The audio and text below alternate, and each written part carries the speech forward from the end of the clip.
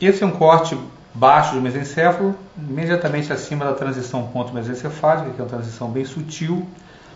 A característica desse tipo de corte é que nós observamos aqui o pedúnculo cerebral contendo os tractos descendentes, córtico espinhal, córtico nuclear, córtico pontino.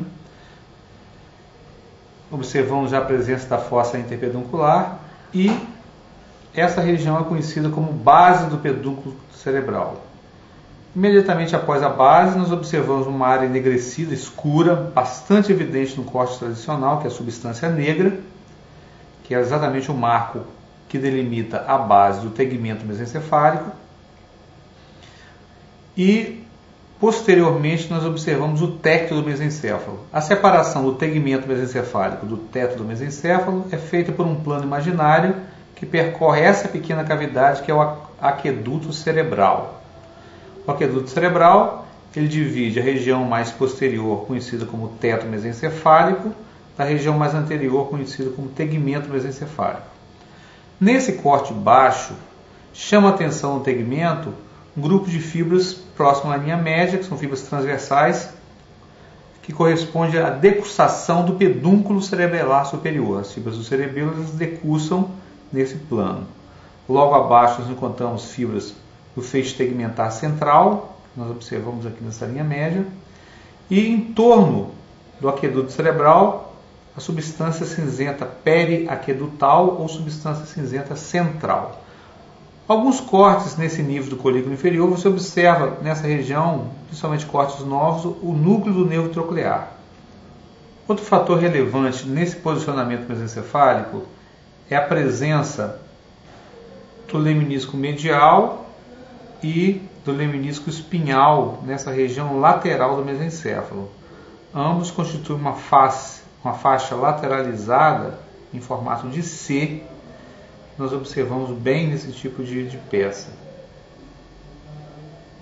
Em outro corte anatômico, mais ou menos na mesma topografia, nós observamos aqui a base do pedúnculo cerebral, substância negra um pouquinho mais apagada, a decussação do pedúnculo cerebelar superior, substância periaquedutal, o aqueduto cerebral, e aqui, um pouquinho mais evidente que na peça anterior, nós temos a presença do leminisco medial e do leminisco espinhal juntos nessa topografia.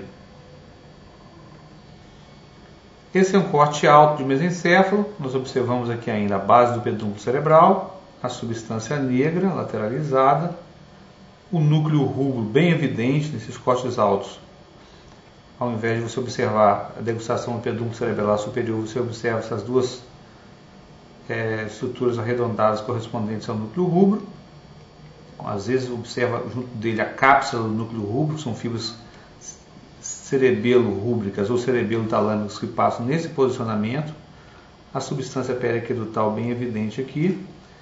E o posicionamento dos leminiscos, o medial e o espinhal, na região um pouquinho mais posterior. Nessa peça é possível observar ainda, curiosamente, a emergência na fossa interpeduncular do nervo oculomotor. Nem todas as peças você tem a sorte de evidenciar isso aí, mas aqui observa muito bem a topografia da emergência da raiz nervosa do oculomotor.